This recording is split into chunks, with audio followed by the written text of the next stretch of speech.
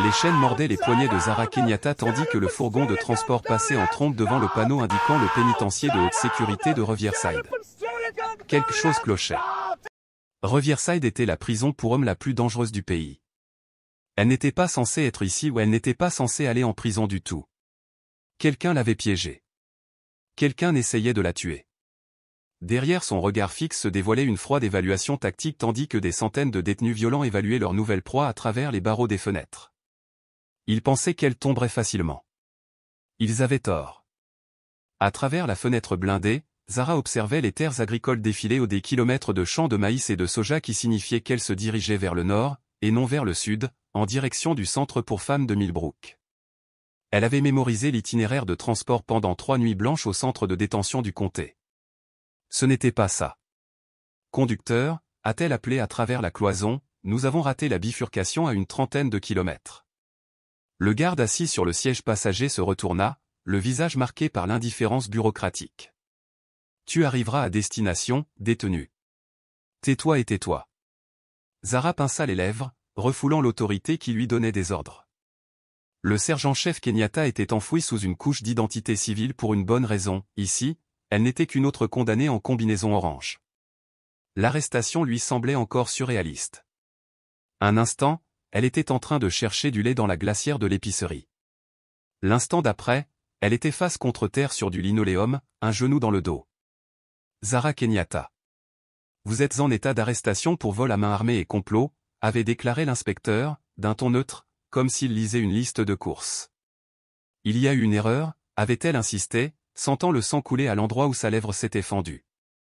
Les clients se figèrent autour d'elle, téléphones éteints, filmant son humiliation. Dis-le à ton avocat. Son avocat, David Steinberg, avait répondu à toutes ses attentes, 30 ans d'expérience en défense pénale, une réputation de préparation rigoureuse et un palmarès de victoires dans des affaires impossibles. Il avait passé des heures à démonter le dossier de l'accusation, à retrouver des témoins et à contester chaque élément de preuve. Cette affaire est un fiasco, lui a-t-il dit. La chronologie est incohérente, l'identification des témoins est pour le moins douteuse, et ils n'ont aucune preuve matérielle vous reliant à la scène du crime. Alors pourquoi ai-je l'impression de lutter contre la montée? Steinberg se frotta les tempes, paraissant plus vieux que ses 60 ans. Parce que le procureur Brennan se présente à sa réélection, réalisa Zara. Il a besoin de condamnations retentissantes, et les braquages de banques sont bien vus dans les médias. Des témoins clés avaient été intimidés et contraints de modifier leur version. Les images de vidéosurveillance de son emplacement réel ce matin-là avaient mystérieusement disparu. Le juge avait rejeté toutes les requêtes et rejeté toutes les objections. Je n'ai jamais rien vu de tel, avait déclaré Steinberg après le verdict, la voix creuse. C'est comme s'ils avaient décidé de l'issue du procès avant même que nous entrions dans la salle d'audience. La juge Holmes avait semblé mal à l'aise, évitant tout contact visuel lorsqu'elle avait prononcé la sentence, 10 ans de détention dans un établissement à sécurité minimale, avec possibilité de libération conditionnelle dans 7 ans. La sécurité minimale impliquait des programmes éducatifs, une formation professionnelle, un retour à la vie civile. Alors pourquoi cette camionnette de transport roulait-elle vers des tours de garde et des barbelés? À travers le pare-brise, Zara vit le panneau « Pénitencier de haute sécurité de Riverside au personnel autorisé uniquement ». Son sang se glaça. « C'est mal », murmura-t-elle en se penchant en avant. « Je suis censé aller à la prison pour femmes de Millbrook. » Le garde ne s'est même pas retourné. L'ordinateur dit le contraire. La camionnette franchit les grilles, croisant des agents armés postés dans des miradors. Dans l'esprit de Zara, une évaluation tactique se mit en marche, au mur, périmètre multiple, protocole de sécurité maximale. Cet endroit était conçu pour détenir les criminels les plus violents de l'État ou tous des hommes. Le fourgon s'arrêta dans une cour en béton entourée de bâtiments en briques grises qui semblaient avoir été construits dans les années 1960 et jamais rénovés. D'autres détenus en combinaison orange circulaient dans la cour en groupes dispersés, leurs yeux suivant machinalement le nouvel arrivant. Kenyatta, allons-y. Le traitement n'attend personne, aboya un sergent trapu au regard mort. Il y a eu une erreur, dit Zara en descendant, les chaînes rendant chaque mouvement difficile. Je suis censé être dans un centre pour femmes. Voyez, vous êtes classé dans un logement pour hommes. Vous pourriez peut-être régler ça avec le directeur après l'enregistrement, dit-il en haussant les épaules. Je ne fais pas les règles. Je me contente de suivre les formalités administratives. Alors qu'elle se dirigeait vers le bâtiment d'admission, Zara aperçut des détenus qui l'observaient depuis les fenêtres grillagées, certaines curieuses, d'autres prédatrices, toute la jaugeant du regard calculateur d'homme ayant appris à exploiter sa faiblesse. 15 années d'opération secrète lui avaient appris à décrypter les situations dangereuses, son instinct lui criait qu'il s'agissait d'un piège. Quelqu'un s'était donné beaucoup de mal pour la placer dans l'endroit le plus dangereux possible. Le processus d'admission ressemblait à un hachoir à viande, fouille à nu, douche dépouillage, examen médical par une infirmière qui levait à peine les yeux de son bloc-notes. Durant tout ce temps, Zara conservait le regard perçant qu'elle avait perfectionné lors de son service militaire, ne révélant rien et cataloguant mentalement chaque détail. Y a-t-il des problèmes médicaux que nous devrions connaître, a finalement demandé l'infirmière en établissant un contact visuel. Pas de médicaments, pas d'antécédents de violence, répondit Zara, marquant une pause d'une fraction de seconde. 15 ans de meurtre classé secret, mais ce n'était pas ce qu'il demandait. L'agent d'accueil, un homme nerveux nommé Rodriguez, plissa les yeux vers son écran d'ordinateur. La classification indique un logement pour homme. Il leva les yeux vers Zara, puis reporta son regard sur l'écran. « Vous avez un problème d'identité sexuelle ? » « Je suis une femme, dit-elle doucement. »« Il y a eu une erreur administrative, dit-il en haussant les épaules. Le directeur Kirk corrigera ça demain. Pour l'instant, vous êtes envoyé au bloc C, en population générale. Ne devrait-elle pas être en détention préventive jusqu'à ce que l'affaire soit résolue ? Rodriguez a simplement tapé sur son clavier. L'ordinateur est le maître. De l'autre côté de la ville, Vincent Caruso se versa 3 doigts de scotch dans son bureau du centre-ville. Les lumières de la ville scintillaient en contrebas comme des étoiles. L'entrepreneur de la défense, qui avait bâti son empire sur ses relations avec le gouvernement, s'accorda un moment de satisfaction. Son téléphone vibra et un message lui parvint, colis livré. Parfait. Après 3 ans de planification, Zara Kenyatta était exactement là où il la voulait, la femme qui lui avait coûté 40 millions de dollars en contrat avec le ministère de la Défense était désormais piégée dans la prison la plus violente de l'État, entourée de prédateurs à qui on avait dit qu'elle n'avait pas sa place. C'était une indique. Caruso avait appris la patience en observant ses ennemis. Lorsque le sergent-chef Kenyatta a révélé les factures frauduleuses de son entreprise en Afghanistan, elle a cru rendre justice. En réalité, elle a détruit son plan de retraite et le fonds fiduciaire de sa fille. L'enquête du Pentagone qui a suivi a mis son entreprise sur la liste noire de tous ses futurs contrats. Mais Vincent Caruso était patient. Il a attendu qu'elle prenne sa retraite, qu'elle soit au plus bas. Quelques coups de fil judicieux, des contributions stratégiques à sa campagne, et soudain, Zara Kenyatta était confrontée à des accusations qui tiendraient au diable l'innocence. Le plus beau, c'était la possibilité de déni plausible. Si on posait la question, il s'agissait simplement d'une incompétence bureaucratique, un pépin qu'il avait envoyé au mauvais endroit. Son téléphone a sonné. Procureur Brennan. C'est fait. La voix de Brennan était neutre. Elle est à Riverside. Des complications ? L'agent d'accueil semblait perplexe quant à l'affectation au logement, mais il suivit le protocole. Elle est en population générale, comme demandé, dit-il. Caruso sourit. Et les restrictions de communication au standard pour les affaires médiatisées. Pas d'appel pendant une semaine. Le courrier est retardé pour des raisons de sécurité. Son avocat ne saura même pas où elle est avant que les documents ne soient parvenus. Excellent. Et nos amis à l'intérieur? Votre contact est informé. D'ici demain matin, la rumeur se répandra qu'elle est une informatrice fédérale. Caruso raccrocha et leva son verre pour un toast silencieux. La justice, il l'avait appris depuis longtemps, n'était qu'une marchandise parmi d'autres, à acheter et à vendre. Ce soir, il en avait enfin eu pour son argent. De retour à Riverside, Zara suivit l'agent Rodriguez dans un dédale de couloirs empestant le désinfectant et le désespoir. Les murs étaient d'un verre institutionnel, seulement percés de portes en acier percées de petites fenêtres laissant entrevoir les cellules situées plus loin. Le repas est à 18h. On s'éteint à 22h, expliqua Rodriguez. Tu auras ton travail demain. Essaie d'éviter les ennuis. Ils s'arrêtèrent à la cellule 47. À travers une vitre blindée, Zara aperçut son nouveau chez-soi, 2 couchettes étroites, un minuscule bureau et des toilettes sans siège. Son compagnon de cellule était un homme imposant, couvert de tatouages dont plusieurs étaient des symboles de la suprématie blanche. « Ce n'est pas possible, dit-elle. Rodriguez ne se retourna pas. Bienvenue à Riverside, Kenyatta. J'espère que tu aimes ton nouveau colocataire. La porte de la cellule s'ouvrit dans un bourdonnement électronique. À l'intérieur, sa compagne de cellule leva les yeux de ses pompes. Son regard parcourut son corps avec une faim non dissimulée. Tiens, dit-il d'une voix grave. Noël est arrivé tôt cette année. Zara entra, son entraînement militaire prenant le dessus tandis qu'elle évaluait silencieusement les menaces et les voies de fuite. La porte se referma derrière elle avec une irrévocabilité qui résonna jusqu'à ses os. Elle était prisonnière d'une cage avec un prédateur, entourée de centaines d'autres, dans un système conçu pour la briser. Mais Caruso avait commis une erreur cruciale, il avait supposé que 15 années de service militaire l'avaient amolli, que la retraite avait émoussé son caractère. Il allait bientôt découvrir à quel point il avait tort. Son compagnon de cellule l'encerclait comme un requin flairant le sang.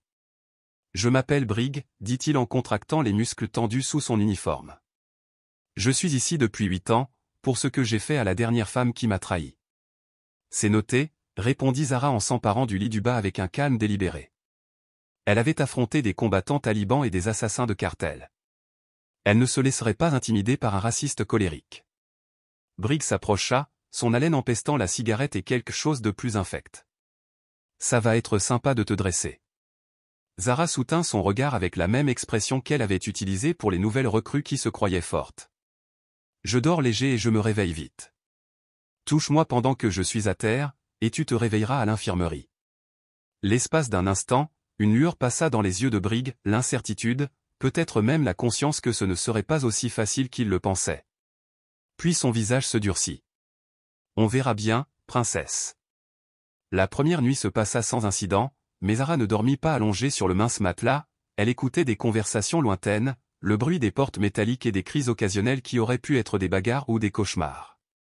Par la petite fenêtre, des projecteurs balayaient la cour selon un rythme régulier.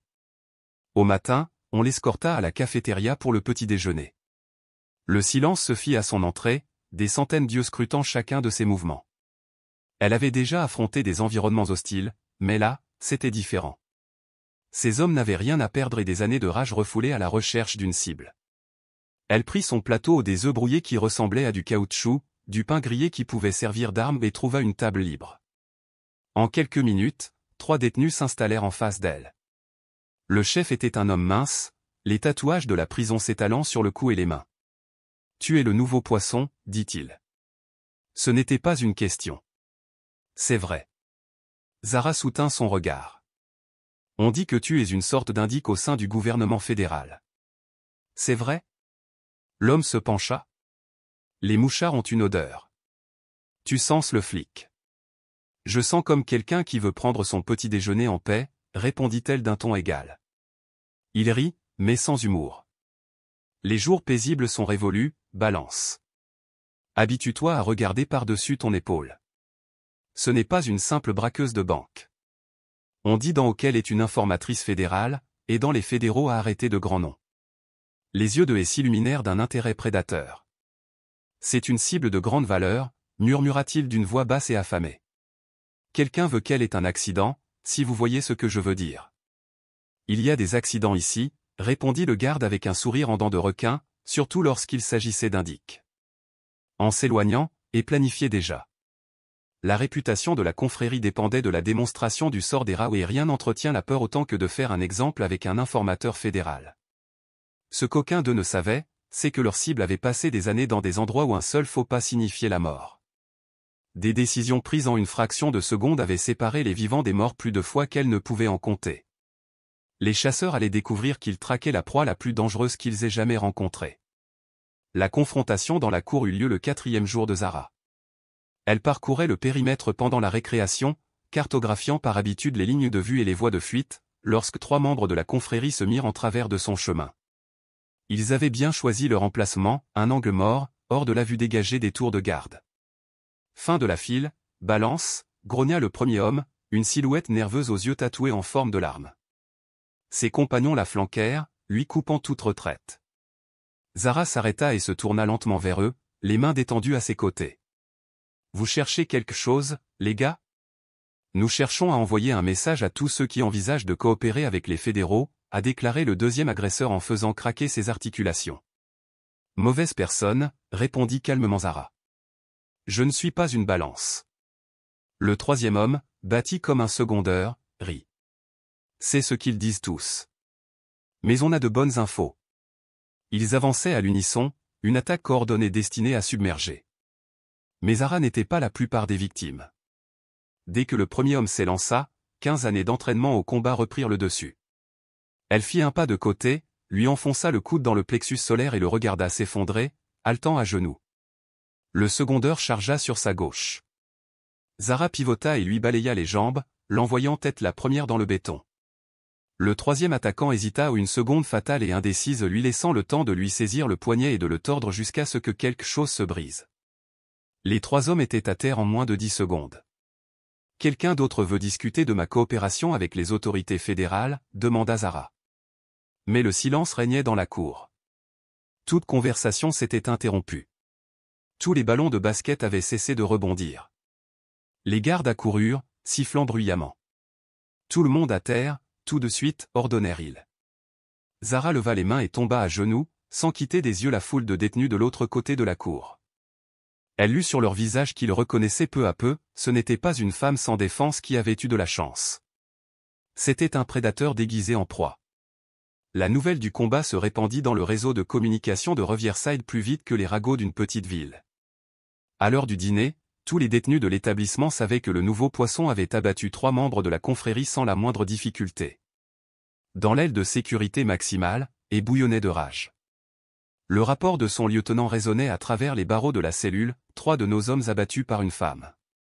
C'était loin d'être le cas. Vipé, ajouta le lieutenant. Elle se déplaçait comme une professionnelle. Elle frappa du poing le mur de béton. Le pouvoir de la confrérie reposait sur la peur et la violence. S'il ne parvenait pas à maîtriser une seule femme, tous les autres gangs flaireraient la faiblesse. Doublez la prime, gronda Théil. Et la prochaine fois, envoyez en plus de 3. Pendant ce temps, dans l'aile administrative, le directeur Kir a dû répondre à des questions gênantes de la part de son chef de la sécurité. Monsieur, il faut qu'on parle de la détenue Kenyatta, commença le capitaine Rodriguez en feuilletant son rapport d'incident. C'est la 3e fois cette semaine qu'on s'enquiert de son logement. C'est évidemment une femme, mais l'ordinateur indique une classification masculine. Les gardiens sont perplexes. Les détenus posent des questions, et maintenant, elle se retrouve au milieu d'une bagarre dans la cour. Kir se massa les tempes. Il avait reçu des instructions très précises concernant Kenyatta de la part de personnalités importantes. Quelle est votre recommandation? Une garde protectrice jusqu'à ce qu'on règle les formalités administratives, suggéra Rodriguez. Non, rétorqua Kir plus sèchement qu'il ne l'aurait voulu. Elle reste dans la génération pop. La classification informatique est maintenue. Rodriguez fronça les sourcils. Sauf votre respect, monsieur, cela ne vous regarde pas. Cette femme sait visiblement se débrouiller seule. Kir se raidit. Fin de la discussion. À 2 états de là, le colonel Morrison découvrit l'étendue de ce mystère. Le service du personnel du Pentagone avait été d'une grande aide, jusqu'à ce qu'il mentionne le nom de Zara. Des dossiers disparurent subitement, des dossiers furent scellés, des appels sans réponse. Il fallut 3 faveurs et une ligne directe avec un vieil ami de la Défense Intelligence Agency pour déterrer l'intégralité de son dossier militaire. Ce qu'il découvrit le glaça. Le sergent-chef Zara Kenyatta n'avait pas seulement fait partie de la Delta Force, elle était l'une de leurs opératrices les plus décorées. 47 victoires confirmées en 3 déploiements de combat, tireuse d'élite experte, instructrice au combat au corps à corps, spécialiste de la guerre psychologique, le genre de soldat capable de disparaître en territoire hostile et d'en ressortir des semaines plus tard avec des renseignements qui ont sauvé des vies. Mais c'est son rapport final de mission qui le glaça au plus haut point. L'opération Clean Sweep avait révélé une fraude massive de la part des entrepreneurs en Afghanistan. Elle avait tout risqué pour en apporter la preuve, économisant des millions de dollars aux contribuables et envoyant plusieurs cadres de la défense en prison. Un nom sur cette liste fit trembler Morrison, Vincent Caruso, PDG de Blackstone Defense Solutions. Richardson, dit-il dans son téléphone sécurisé une fois la connexion établie. Il faut qu'on se parle en personne et qu'on nous demande quelques faveurs. De retour à Riverside, la nouvelle routine de Zara était une pure survie. Elle se levait avant l'aube pour des exercices de musculation dans sa cellule, observant quels gardes étaient compatissants et lesquels la considéraient comme une proie. La lessive la tenait occupée, mais son esprit alerte, les machines industrielles pouvaient devenir une arme en cas de besoin. Sa réputation, issue de la bagarre dans la cour, créait un périmètre invisible autour d'elle, ses codétenus lui laissaient de l'espace, mais elle sentait ses yeux la suivre à la trace. « Tu te fais vite des ennemis », l'avertit un après-midi Martinez, son superviseur à la blanchisserie. C'était un condamné à perpétuité qui avait gagné le respect en évitant les ennuis. Demande peut-être une détention préventive avant que la situation n'empire. Zara plia une autre combinaison orange avec une précision mécanique. Courir ne fait que retarder le problème. Mieux vaut l'affronter à ma façon. Martinez secoua la tête. Vos funérailles, madame. Mais la véritable menace ne venait pas de la confrérie, pas encore. Elle venait de sa compagne de cellule. Cette nuit-là, Zara était allongée sur sa couchette, tandis que la prison s'obscurcissait. Briggs était inhabituellement silencieux sur la couchette supérieure, mais elle l'entendait s'agiter nerveusement.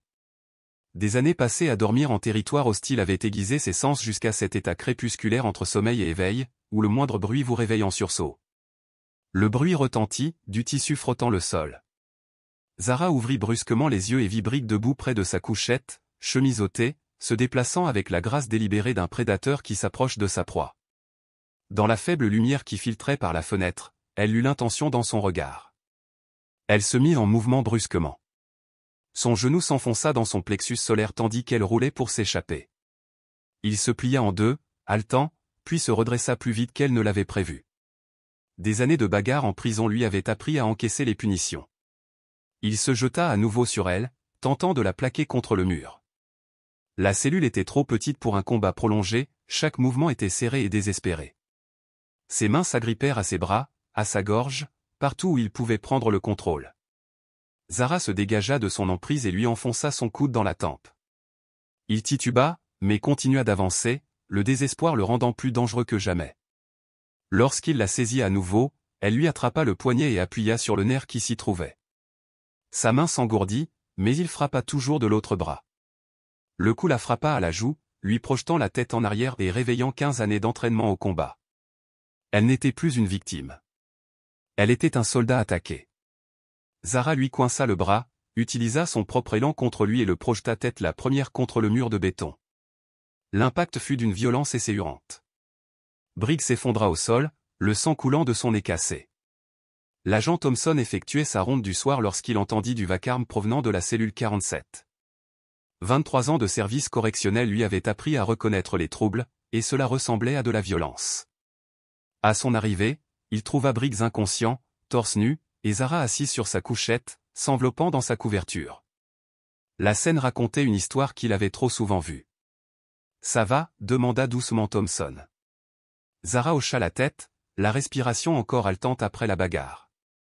Le regard de Thompson se porta sur l'épreuve. « Je vois ce qu'il a essayé de faire. » Sa voix était grave lorsqu'il annonça par radio « Urgence médicale en cellule 47. Besoin d'une civière et de renfort. » Pendant que l'équipe médicale s'occupait de Briggs, Thompson prenait des notes dans son rapport d'incident. Agent pénitentiaire depuis assez longtemps pour reconnaître une tentative d'agression, Zara s'était clairement défendue. « Vous voulez porter plainte ?» lui demanda-t-il. « Contre qui ?» La réponse de Zara fut cinglante, « L'homme qui m'a agressé, ou le système qui m'a mis en cellule avec lui ?» Thompson faillit sourire. « C'est vrai. Pour ce que ça vaut, vous vous êtes bien débrouillé. La plupart des gens n'auraient pas laissé tomber. » Lorsque Briggs reprit connaissance une heure plus tard, Thompson l'attendait. « Tu vas être placé en isolement » lui dit-il. « Tentative d'agression en 60 jours minimum. »« Ce n'est pas ce qui s'est passé » protesta Briggs, le nez bandé. « Elle m'a agressé. » Thompson secoua la tête. « Le plus drôle avec l'épreuve, c'est que tu étais torse nu, elle était sur sa couchette en position défensive. L'histoire se raconte d'elle-même. » Tandis qu'on emmenait Briggs, Thompson se tourna vers Zara. « Tu auras la cellule pour toi un moment. Essaie de te reposer. » Mais le repos était la dernière chose à laquelle Zara pensait. L'incident avec Briggs n'était que le début. Elle le voyait à la façon dont les autres détenus la regardaient, à la façon dont certains gardes évitaient le contact visuel. Quelqu'un orchestrait tout cela, transformant ses codétenus en armes.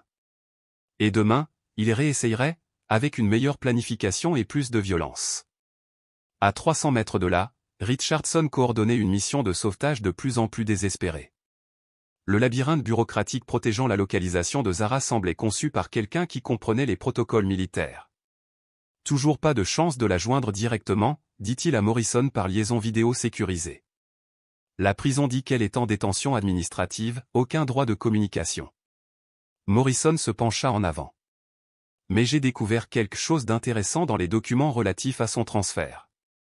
Une personne disposant d'un accès de haut niveau a modifié ses codes de classification quelques heures avant son transport, la faisant passer d'un quartier de sécurité minimale pour femmes à un quartier de sécurité maximale pour hommes. Piratage informatique ? Demanda Richardson. Non, répondit Morrison. Cela a été fait depuis le bureau central, une personne disposant de droits administratifs a effectué ces modifications manuellement. Morrison sentit les pièces du puzzle s'assembler. Caruso a des gens partout, les contrats de défense lui permettent d'avoir des contacts au sein du gouvernement. La voix de Richardson devint sombre. Bulldog, si elle est vraiment à Riverside en population générale, combien de temps penses-tu qu'elle puisse tenir ? Morrison pensa à Zara, le soldat qu'il avait formé, la volontaire qui avait affronté le danger sans hésiter. Plus longtemps qu'il ne le pense, mais pas éternellement. Il faut agir vite. De retour à Riverside, les murmures commencèrent dès le 6e jour de Zara. Elle les remarqua pour la première fois pendant son service à la blanchisserie ou des conversations qui s'arrêtèrent brusquement à son entrée. Les détenus échangèrent des regards chargés de sens, Martinez trouva soudain des tâches urgentes qui l'occupaient. Quelque chose se préparait. « Tu entends ça ?» demanda Thompson pendant sa ronde du soir, s'arrêtant devant sa cellule. Zara leva les yeux de sa couchette, les muscles encore endoloris par la bagarre dans la cour 3 jours plus tôt. La prison n'est jamais aussi calme, sauf si quelque chose d'important se prépare. Il avait raison, la cacophonie habituelle de cris, de rires et de disputes à travers les murs des cellules avait été remplacée par un calme étrange, comme l'instant précédant un orage, lorsque même les oiseaux s'arrêtent de chanter. « Une idée de quoi ?» demanda-t-elle. Thompson secoua la tête. « Au-dessus de mon grade, mais je sais quand la température va grimper. Fais attention à toi. » Cette nuit-là, seule sur son mince matelas, Zara ressentit quelque chose qu'elle n'avait pas éprouvé depuis son premier déploiement au combat, une peur sincère lui montait à la poitrine comme de l'eau glacée. Non pas l'adrénaline du danger immédiat, mais la terreur lancinante de se savoir piégée dans une situation impossible, sans issue. Elle avait géré la bagarre dans la cour, survécu à l'agression de Briggs, mais c'était des incidents isolés. Cette fois, elle ressentait quelque chose de différent, systématique, coordonné. Tout l'écosystème carcéral se mouvait autour d'elle comme un prédateur prêt à frapper. Le lendemain matin, Yarko rapporta des bribes de conversation entendues par hasard qui lui glacèrent le sang. Les stocks de l'atelier d'usinage ont disparu, dit-elle, convoquant une réunion avec tous les responsables. Quelqu'un paie cher. Au petit déjeuner, elle remarqua que la disposition des tables avait changé, les membres de la confrérie étaient dispersés dans la cafétéria au lieu d'être regroupés à leurs tables habituelles, positionnées pour surveiller toutes les sorties. D'autres gangs, qui respectaient habituellement des limites territoriales strictes, étaient assis ensemble, la tête baissée, en conférence silencieuse. L'isolement était écrasant. Chaque visage qu'elle croisait respirait la violence. Chaque conversation qu'elle n'entendait pas planifiait peut-être sa destruction. La cafétéria ressemblait à un colisée où elle était le divertissement involontaire. Martinez finit par l'aborder pendant la pause déjeuner, le visage grave. « Il prépare quelque chose d'important », dit-il doucement, faisant semblant de vérifier son poste de travail. Plus que la confrérie, et s'adresse à d'autres factions. Zara sentit la glace se former dans son estomac. Quel genre de plan ? Le genre qui vous mène dans un sac mortuaire. Combien d'argent ? 6 chiffres. Ce genre d'argent change tout, il transforme les ennemis en alliés, les garde en complices. 6 chiffres au plus d'argent que la plupart de ces hommes n'en gagneraient en une vie, tout cela pour avoir tué une femme.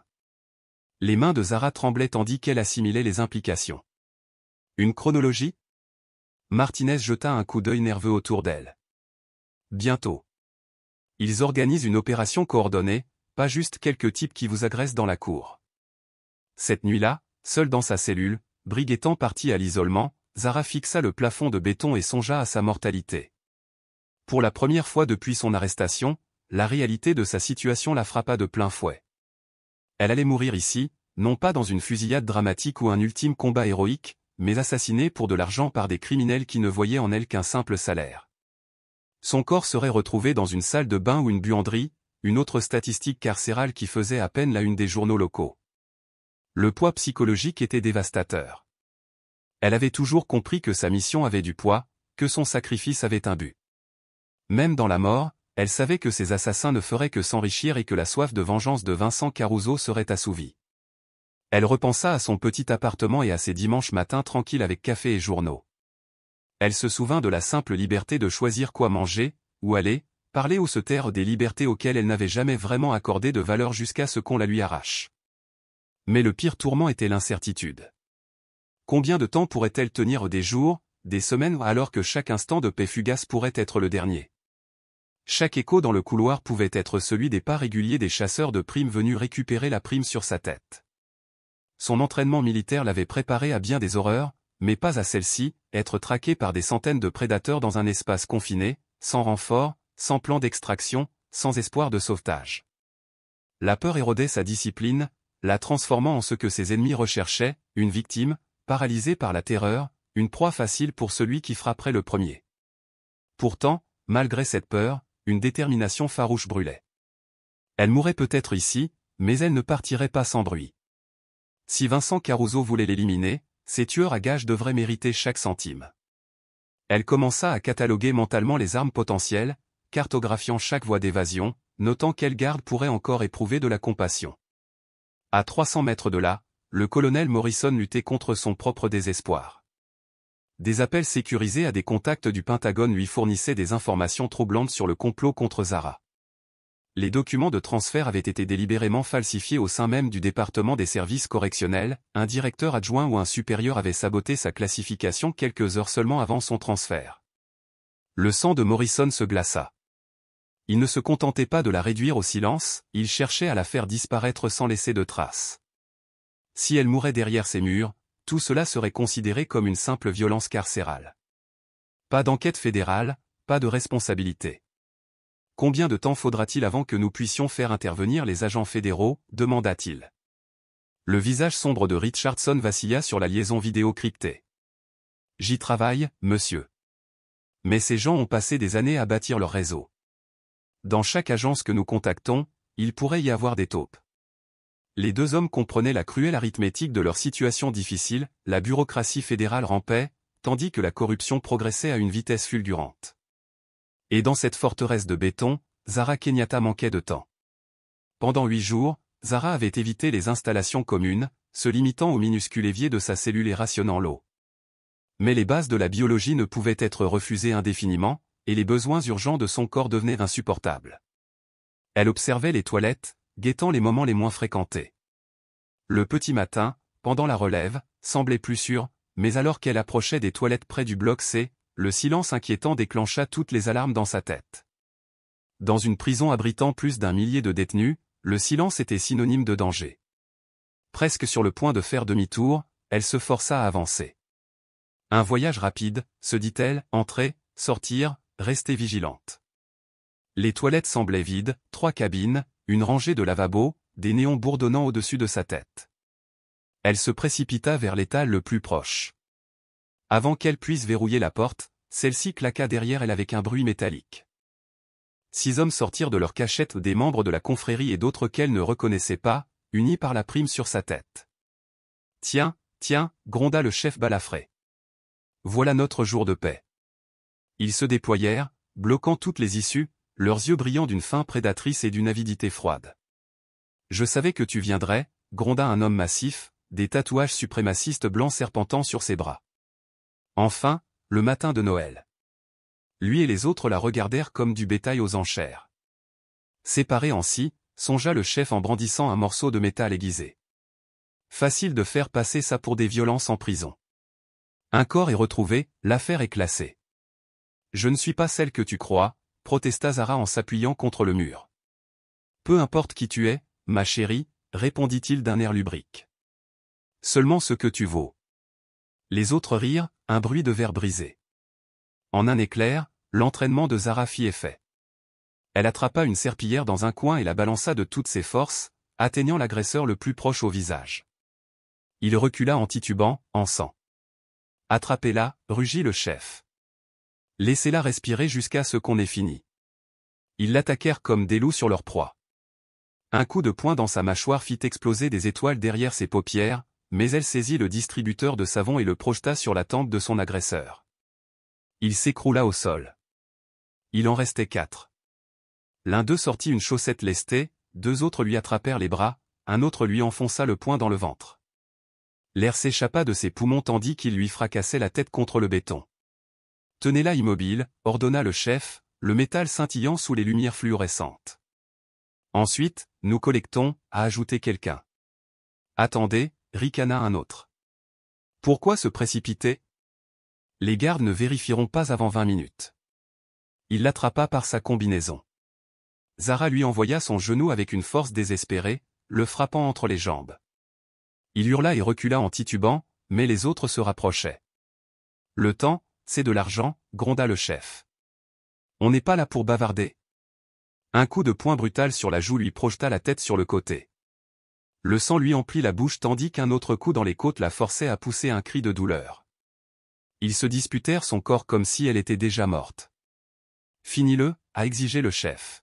« Dans 1 minute », répondit l'un d'eux en la rejoignant à nouveau. D'un mouvement désespéré, Zara se libéra d'une prise, saisit un éclat de céramique dentelé au sol et le frappa sauvagement. L'éclat trancha le visage d'un homme, ouvrant une entaille cramoisie. Mais leur nombre la submergea une fois de plus et la projeta sur le sol carrelé. Son crâne résonna sous l'impact, et des mains puissantes lui immobilisèrent les bras. « Assez joué », siffla la chef. Une proie facile, certes, mais elle refusait de se rendre. Zara n'avait peut-être pas réalisé à quel point l'espoir pouvait être fragile jusqu'à ce que cet appel se termine, laissant les 2 hommes conscients de la terrible arithmétique de leur situation. L'aide était en route, mais Zara vivrait-elle assez longtemps pour la recevoir ? De retour à Riverside, elle luttait contre les conséquences psychologiques d'avoir frôlé la mort à quelques secondes près. L'infirmerie l'avait renvoyée en détention malgré les supplications de Thompson, et maintenant, assise seule dans sa cellule vide, elle tentait de digérer ce qui avait failli se passer. Des ecchymoses sombres fleurissaient autour de sa gorge, prenant des teintes violacées, un rappel visible de la proximité de l'asphyxie. Pourtant, la douleur physique n'était rien comparée à la cicatrice mentale. Pour la première fois depuis son arrestation, elle se sentait véritablement impuissante ni sous-armée ni en infériorité numérique, mais totalement à la merci d'hommes qui voyaient sa vie comme un profit et sa souffrance comme un divertissement. La pire révélation était que la violence allait reprendre, et bientôt. L'attaque des toilettes n'avait été qu'une répétition, la vraie représentation était encore à venir. Zara songea à écrire une lettre à sa sœur, un ultime message qui pourrait tout expliquer. Que pouvait-elle dire ? Que la justice l'avait si complètement abandonnée qu'une femme innocente pouvait être condamnée à mort par un complot bureaucratique ? Que le pays qu'elle avait servi avec honneur l'avait abandonnée à des prédateurs qui mesuraient sa valeur en dollars ? Des pas résonnèrent dans le couloir, et Zara se tendit à chaque craquement. Mais ce n'était que Thompson, lors de sa tournée du soir, l'air sombre, tandis qu'il annonçait la nouvelle qu'elle redoutait. « Je suis désolé, dit-il doucement. J'ai essayé. Je sais que tu l'as fait. Ce n'est pas fini, je vais insister, peut-être contacter quelqu'un d'extérieur au système. » Elle força un sourire reconnaissant, mais elle connaissait les mathématiques mieux que lui. Le temps filait. Les attaques se faisaient plus fréquentes, mieux coordonnées, et leurs commanditaires disposaient de ressources qu'elle ne pourrait égaler. La prochaine tentative pourrait réussir, et si c'était le cas, elle mourrait non pas en soldat honorant son pays, mais en victime d'une corruption trop profonde pour être combattue. Pourtant, elle était déterminée à continuer le combat. Abandonner serait la seule véritable défaite, et Zara Kenyatta n'avait jamais su se rendre. À l'extérieur de la prison, une autre alarme réveilla le colonel Morrison en sursaut à 2h47. Sa ligne sécurisée crépita, la transmission cryptée réservée aux messages les plus urgents. « Bulldog, on l'a eu », la voix de Richardson résonna, tendue et saccadée. Morrison se redressa brusquement. « Que s'est-il passé ?» demanda-t-il. Les mots suivants de Richardson furent une erreur fatale. Il a tenté de détruire les dossiers d'enquête du Pentagone, mais en utilisant ses propres codes d'accès. Nous avons une empreinte numérique qui le lie directement à la falsification de preuves.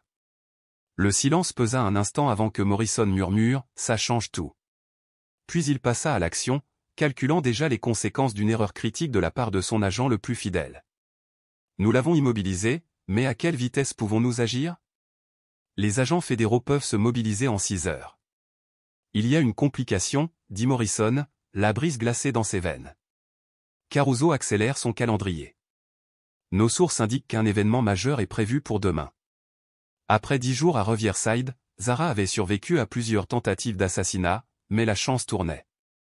Et s'il préparait un événement meurtrier déguisé en émeute carcérale? Elle disparaîtrait dans le chaos, son corps ne serait jamais retrouvé. Mon Dieu!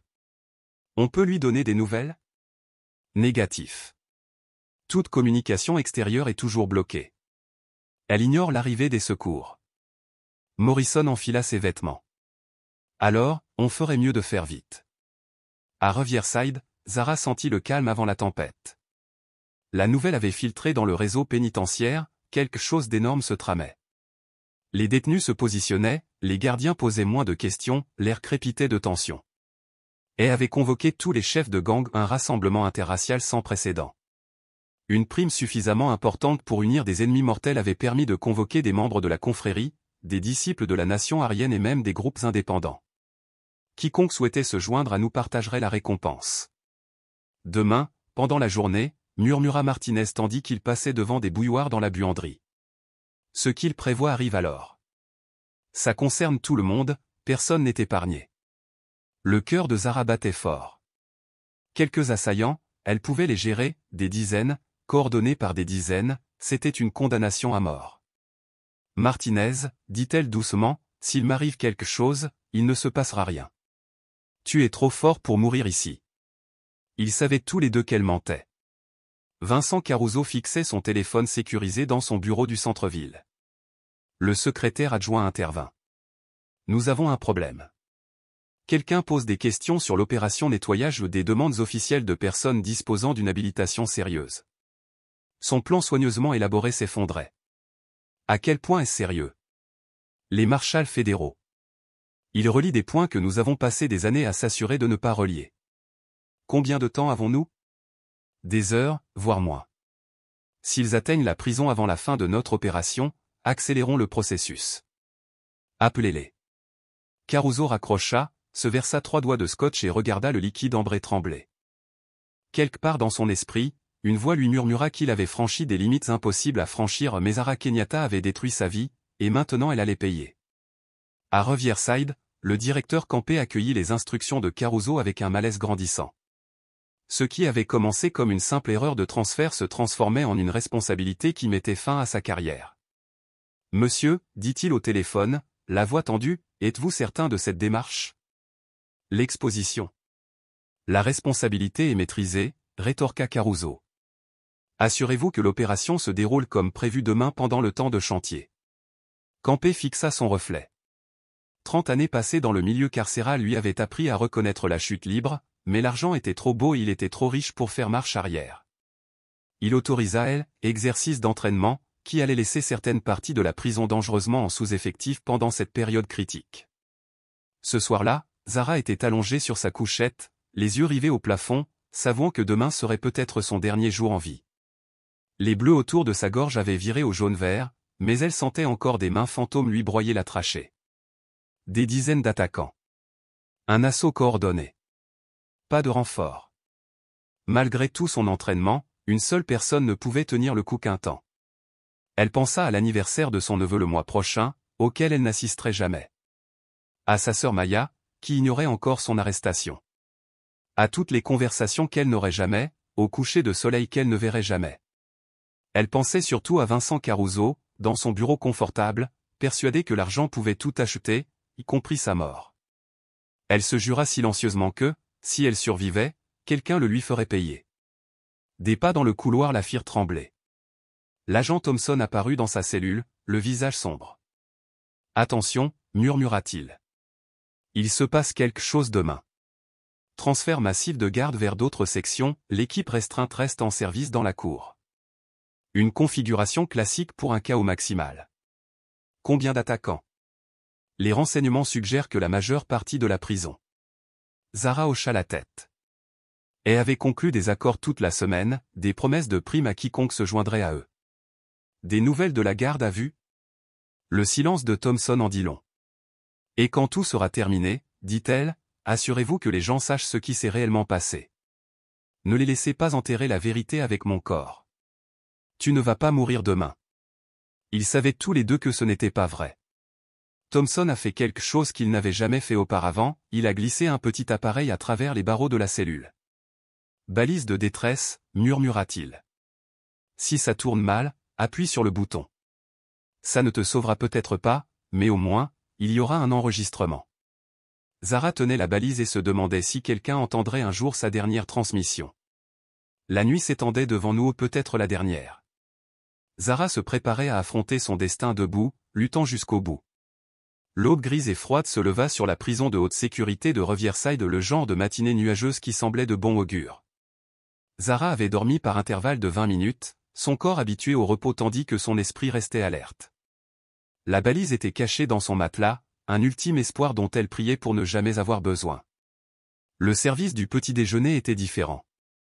Les gardiens marchaient avec une énergie nerveuse, les détenus changeaient d'attitude, les conversations s'éteignaient à son passage. L'écosystème carcéral tout entier retenait son souffle. C'est aujourd'hui le grand jour, dit Martinez en pliant des combinaisons à côté d'elle.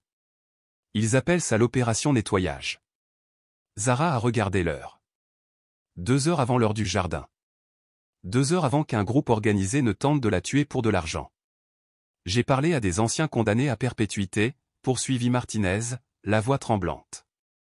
Des types qui se souviennent de l'époque où la confrérie a pris le contrôle de cet endroit où ils ont dit n'avoir jamais vu une organisation pareille.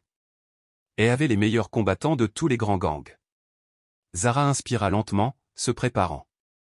Demain, elle affronterait une armée de tueurs avec pour seul atout son entraînement et le mince espoir de mourir dignement dans un lieu conçu pour dépouiller l'être humain de sa valeur.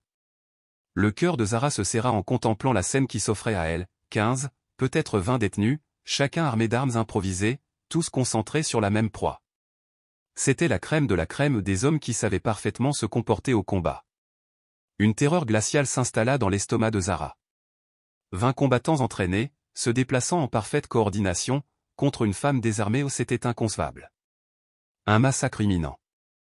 Martine, murmura Zara d'une voix ferme malgré la peur qui la submergeait. Évite le jardin aujourd'hui. Ne te laisse pas prendre par ça. Martine hésita, mais Zara insista. Si quelqu'un devait assister à son dernier combat, elle voulait que ce soit Martine, pour que quelqu'un se souvienne de son nom. Le poids de cette pensée frappa Zara plus fort que n'importe quel point. Pendant 10 jours, elle s'était sentie complètement seule dans cet enfer de béton, mais savoir qu'au moins une personne porterait son histoire au-delà de cet endroit signifiait plus que ce que Zara pouvait dire. Merci, fut tout ce qu'elle parvint à dire. À 300 mètres de là, le colonel Morrison fixait la vitre teintée d'un SUV lancé à toute vitesse, coordonnant ce qui allait devenir la mission la plus importante de sa carrière. Marshals fédéraux, enquêteurs du Pentagone et police d'État affluaient de toutes parts vers Riverside, mais le temps pressait. Heure d'arrivée prévue à la prison, demanda Morrison, la voix tendue. 90 minutes, monsieur. Et le temps passé dans la cour? 2 heures. Morrison fit le calcul et sentit sa tension monter en flèche. Ils arriveraient avec seulement 30 minutes d'avance si la circulation se déroulait bien, si le SUV tenait le coup, si la bureaucratie avançait à la vitesse de la lumière pour une fois. Il alluma sa radio.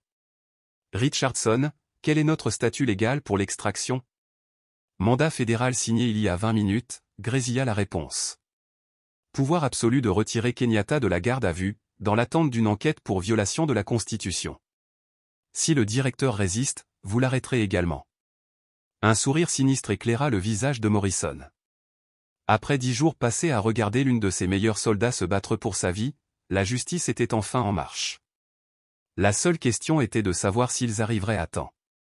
Dans le bureau du directeur, Keir fixait les écrans de sécurité comme un homme guettant sa propre perte.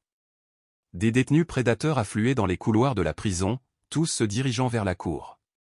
Sa secrétaire frappa, la voix tremblante. « Monsieur, les agents fédéraux demandent l'autorisation d'entrer. » La glace inondait les veines de Keir. Ils étaient maintenant à la porte principale, à quelques minutes seulement. Et dans une demi-heure, Zara entrerait dans la cour, dans le piège qui l'attendait. Il déglutit avec difficulté. « Gardez-les en haleine, ordonna-t-il. Utilisez des papiers perdus, des retards administratifs, tout pour me faire gagner 30 minutes. Sa secrétaire hocha la tête et s'éloigna précipitamment. De retour dans l'aile de sécurité maximale, elle se tenait devant son équipe d'intervention triée sur le volet. 20 combattants aguerris, chacun promis à une prime conséquente. L'entraînement commence dans 1 heure, annonça elle, les yeux brillants. La cible sera escortée comme d'habitude.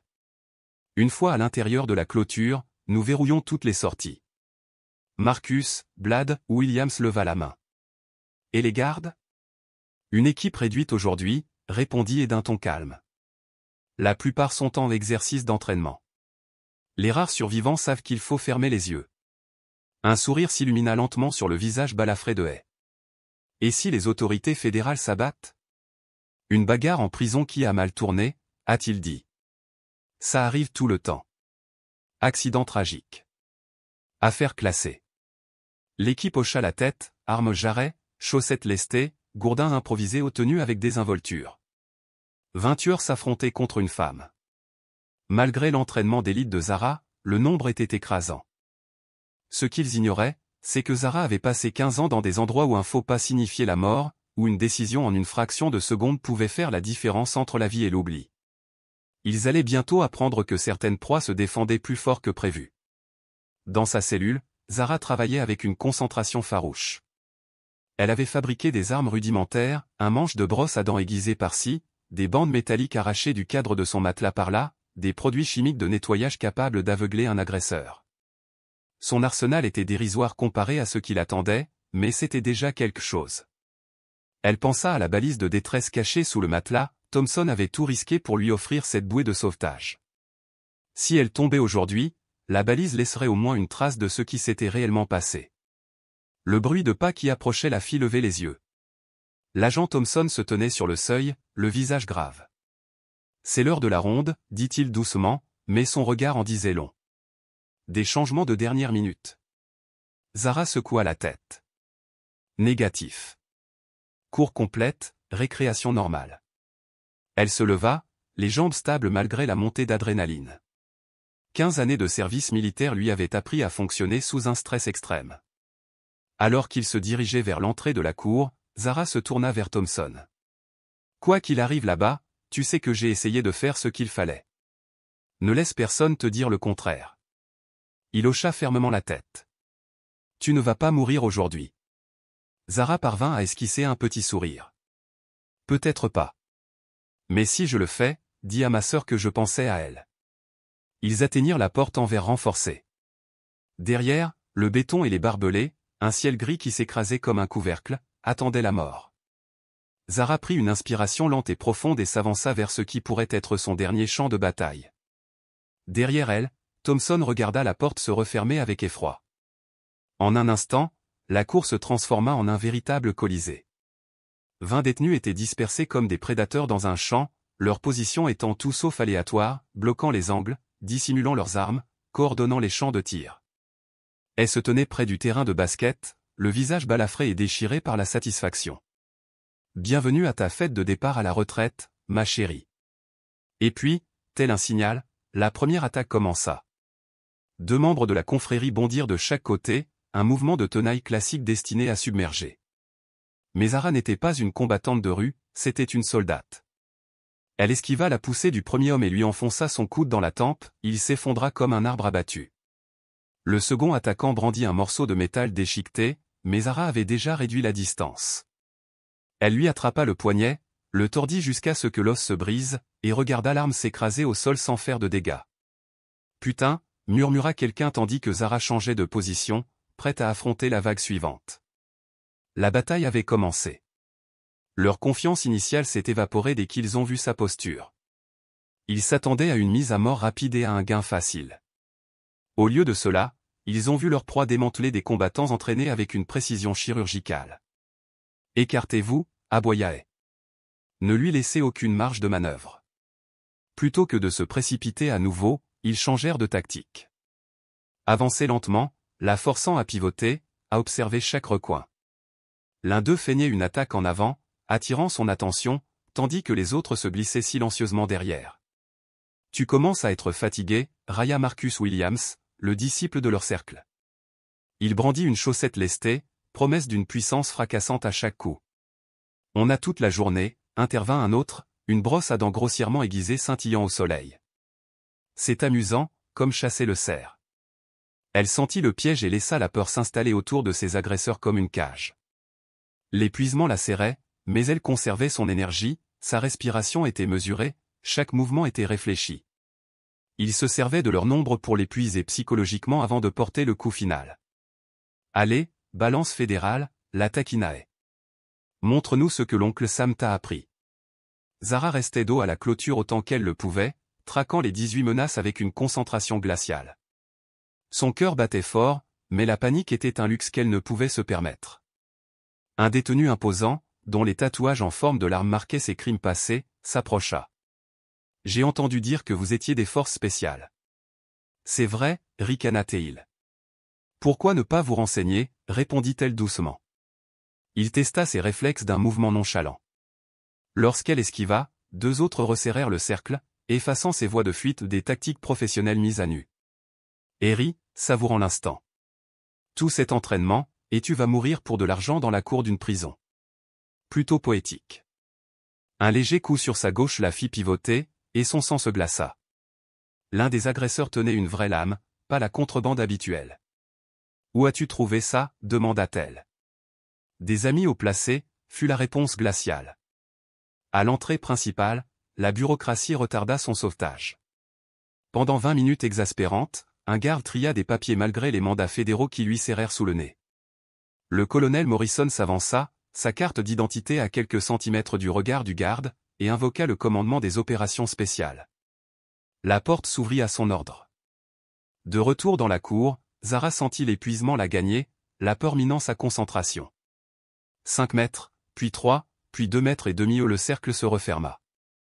Elle leva la main pour le signal final. Un dernier mot, indique fédéral, lança-t-il. Le pouce de Zara planait au-dessus de sa balise de détresse. Si elle allait s'écraser, au moins le monde saurait ce qui s'était passé. Avant qu'elle puisse appuyer, le rugissement des moteurs déchira l'air. Des SUV noirs débarquèrent des agents fédéraux armés, les ordres retentissant, tout le monde à terre. Des coups de semonce claquèrent comme le tonnerre. Les assaillants se figèrent, leur symétrie mortelle brisée. Marcus Williams laissa tomber sa chaussette lestée en soupirant. Je ne me ferai pas tirer dessus pour une prime. 1-1, le cercle des tueurs se détacha, se repliant sur lui-même. L'autorité de s'effondra tandis que la moitié de ses hommes reculait, refusant de risquer des balles fédérales pour leur loyauté envers le gang. Détenu Kenyatta, reste où tu es, lança la voix autoritaire dans le mégaphone. Le salut était arrivé sous la forme du gouvernement américain et l'heure de ses comptes était passée. Les secours arrivent. La voix était celle du colonel Morrison, mais Zara ne pouvait pas le suivre dans ce chaos. Entendre les paroles de son ancien commandant, c'était comme recevoir l'absolution, quelqu'un d'important savait qu'elle était innocente, qu'elle n'avait rien à faire ici. Tu entends ça, lança-t-elle à Hay. La partie est terminée. Mais Hay était trop ivre pour reculer. Sa réputation, son pouvoir, son identité même au sein de la hiérarchie carcérale dépendaient de la réussite de ce meurtre. Agents fédéraux ou pas, il ne pouvait pas se permettre de paraître faible, pensa Zara. Abattez-la, hurla Hay à ses hommes restants.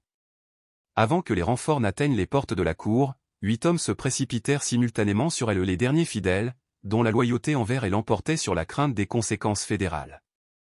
Mais les coups de feu avaient brisé leur coordination et transformé leur attaque méthodique en un chaos désespéré. Zara utilisa leur désespoir contre eux. Lorsque le premier attaquant l'atteignit, elle lui saisit le bras et profita de son élan pour le projeter contre 2 autres. Ils s'écroulèrent dans un amas de membres emmêlés et d'armes de fortune. Un morceau de métal aiguisé siffla près de son oreille tandis qu'elle se baissait et roulait. L'homme qui le brandissait étendit son bras, lui donnant l'occasion de lui enfoncer son genou dans les côtes. Le craquement de l'os résonna par-dessus les cris provenant des portes. Agents fédéraux en approche de la cour. Tous les détenus doivent cesser toute activité hostile. D'autres coups de semonce fusèrent. À travers la clôture, Zara pouvait voir des agents armés découper des barrières avec des outils industriels. Ils seraient dans la cour en quelques minutes, mais ces minutes étaient une éternité en combat rapproché. Et lui-même se jeta sur elle avec un vrai couteau à la lame qui n'avait rien à faire dans une prison de haute sécurité. Son visage était déformé par la rage et le désespoir, sachant qu'un échec ici signifiait la fin de tout ce qu'il avait construit. J'aurais dû choisir la facilité, gronda Teil en lui tranchant la gorge. Zara se pencha en arrière, sentant le fil du rasoir passer à quelques centimètres de sa jugulaire. Elle lui saisit le poignet et le tordit, mais était plus fort, plus expérimenté que les autres. Il lui enfonça son genou dans le ventre tout en maintenant le couteau fermement. Elle évita de justesse le revers de la main, mais le métal lui entailla l'avant-bras. Le sang commença à couler, mais l'adrénaline atténua la douleur. Cessez toute activité hostile, ou nous utiliserons la force meurtrière. Les agents fédéraux avaient atteint l'entrée de la cour. Zara entendit des coupe-boulons couper le grillage et aperçut du matériel tactique au-delà du grillage. Les secours étaient à 30 secondes, mais ne baissa pas les bras. Il attaqua, chaque coup exigeant une énergie que Zara ne pouvait se permettre. Les agents fédéraux ne vous sauveront pas, halta Teil entre deux coups. Je vais finir ça avant qu'ils ne franchissent cette clôture. Deux de ces hommes restants la flanquèrent tandis que forçait son attention vers l'avant. Elle était de nouveau coincée, mais cette fois, le bruit des secours qui approchaient résonnait sur le béton, l'espoir mêlé de poison et de désespoir. Finalement, la clôture céda dans un grincement de métal torturé. Allez, allez, allez.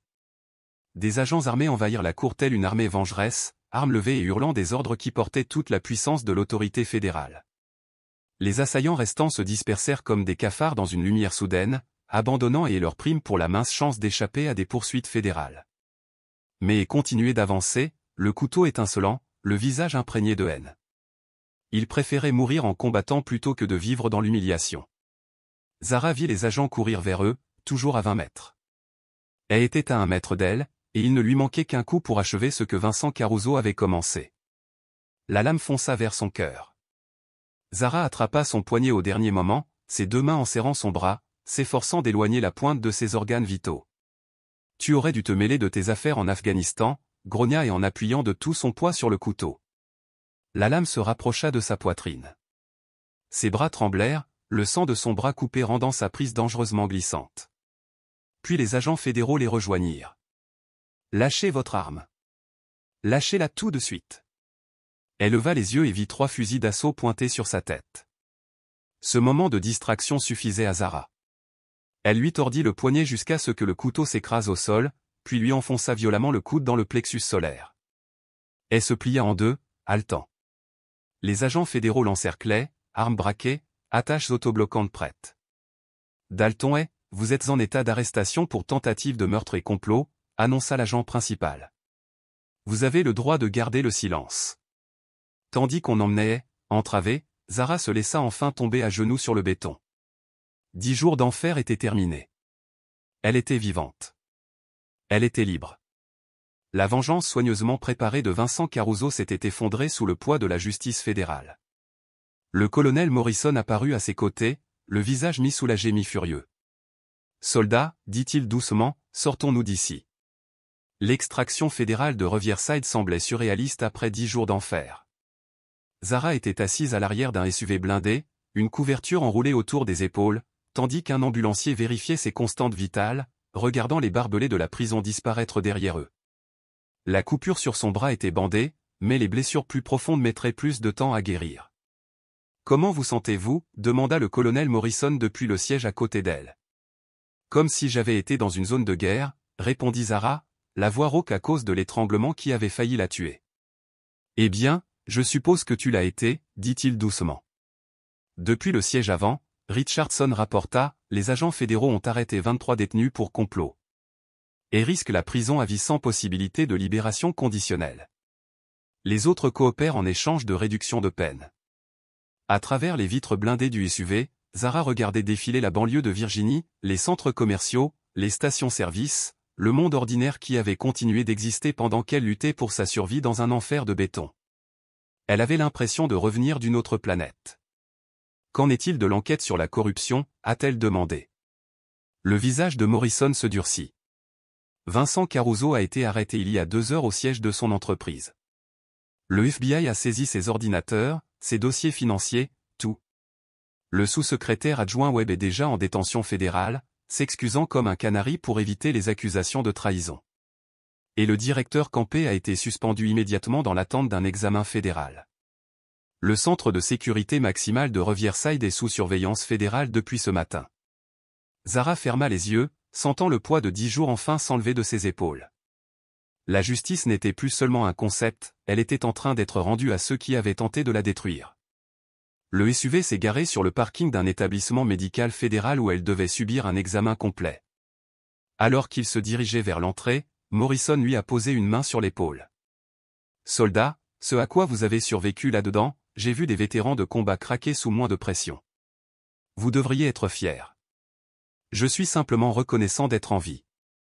Vous êtes en vie parce que vous n'avez jamais cessé de vous battre, c'est ce qui a fait toute la différence. » À l'intérieur de l'établissement médical, Zara s'est soumise à des heures de tests, de photographie et de documentation.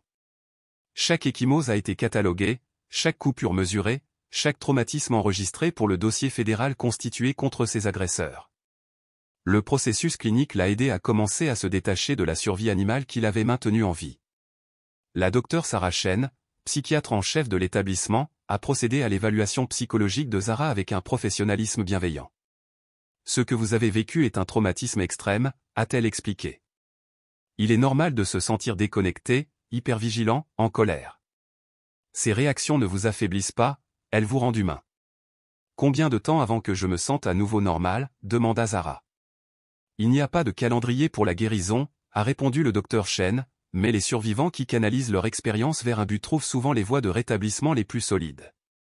Ce soir-là, Zara était assise dans une chambre d'hôtel sécurisée au son premier moment d'intimité en 10 jours et a appelé sa sœur, Maya, pour la première fois depuis son arrestation. « Zara ? Oh mon Dieu, où étais-tu ? Je t'appelle, j'appelle, s'écria Maya. J'ai quelque chose à te dire, et tu dois t'asseoir, dit doucement Zara. Pendant 2 heures, Maya a pleuré, s'est mise en colère et a exigé de savoir comment de telles horreurs avaient pu se produire en Amérique. À la fin de la conversation, elle réservait un vol pour la Virginie. J'aurais dû me douter que quelque chose n'allait pas, sanglota Maya. Tu ne disparaîtrais jamais sans me prévenir. Tu ne pouvais pas savoir, et personne n'aurait pu prédire ça, la rassura Zara. Ce qui s'est passé n'est la faute de personne, sauf de ceux qui l'ont orchestré. Ne porte pas la culpabilité de Vincent Caruso. 3 semaines plus tard, Vincent Caruso était en détention fédérale en attendant son procès, son empire en ruine et sa fille refusant de répondre à ses appels. L'entrepreneur de la défense, autrefois respecté dans les couloirs du Pentagone, n'était plus qu'un détenu parmi tant d'autres en combinaison orange. Le procureur Richard Brennan avait démissionné dans la disgrâce, sa carrière politique ayant été interrompue par des accusations de corruption susceptibles de le condamner à la prison. L'élection qu'il avait tant désiré remporter était désormais académique, son nom avait été entièrement rayé du bulletin de vote. La juge Patricia Holmes a fait l'objet d'une enquête fédérale pour son rôle dans la conspiration, bien que les premiers signes suggéraient que la coercition plutôt que la complicité dicterait son sort. À la prison de haute sécurité de Riverside, un nouveau directeur a mis en œuvre des réformes radicales sous contrôle fédéral. L'agent Thompson a été promu directeur adjoint, son intégrité durant la crise ayant été saluée plutôt que sanctionnée. Le système de classification de l'établissement a été entièrement repensé afin d'éviter de nouvelles erreurs comme celle de Zara. Et ces derniers partisans ont été confrontés à des accusations fédérales supplémentaires qui les ont maintenus à l'isolement pendant des décennies. Le système de primes qui avait transformé la prison en terrain de chasse a été démantelé, et ces bailleurs de fonds sont désormais confrontés à leurs propres poursuites. 6 mois plus tard, Zara Kenyatta se tenait à la tribune du Art Senate Office Building, face à une salle de commission bondée et aux caméras de télévision qui diffusaient son témoignage à travers le pays. Son tailleur bordeaux lui semblait étrange après des semaines de combinaison orange, mais l'assurance dans sa voix était indéniable. Sénateur Williams, la corruption dont j'ai été témoin va bien au-delà de la simple vengeance d'un sous-traitant de la défense, a-t-elle déclaré, ces mots étant empreints du poids de celle qui a survécu à l'enfer pour dire la vérité. Il s'agit d'un abus systématique de notre système judiciaire, les tribunaux et les prisons sont transformés en armes contre des témoins gênants. Le sénateur Williams se pencha en avant, l'air grave. Madame Kenyatta, à votre avis, quelle est l'ampleur de ce type de corruption ? Suffisamment répandue pour que j'ai failli mourir pour l'avoir révélé, répondit-elle, marquant une pause pour bien saisir le sous-entendu. Si le colonel Morrison et le sergent-chef Richardson n'avaient pas réagi comme ils l'ont fait, Vincent Caruso aurait réussi à me réduire définitivement au silence.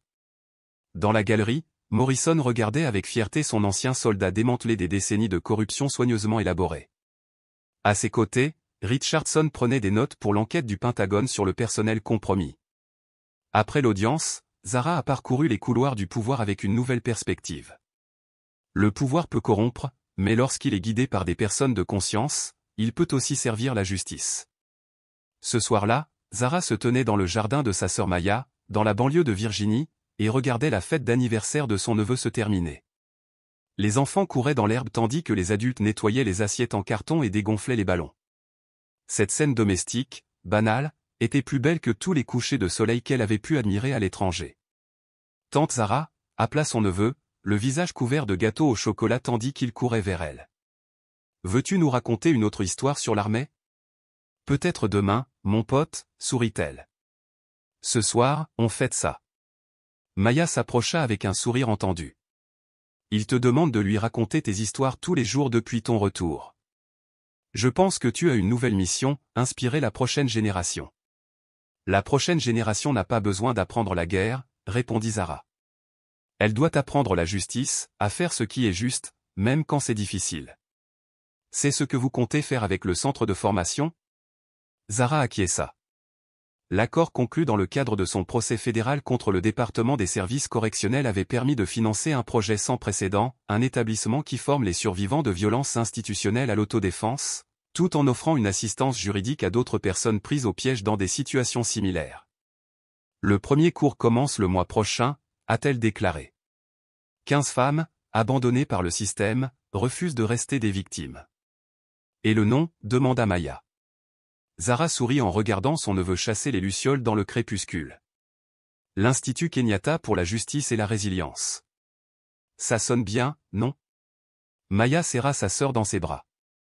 Les deux femmes comprirent à quel point elles avaient failli se perdre à jamais. Je trouve ça parfait.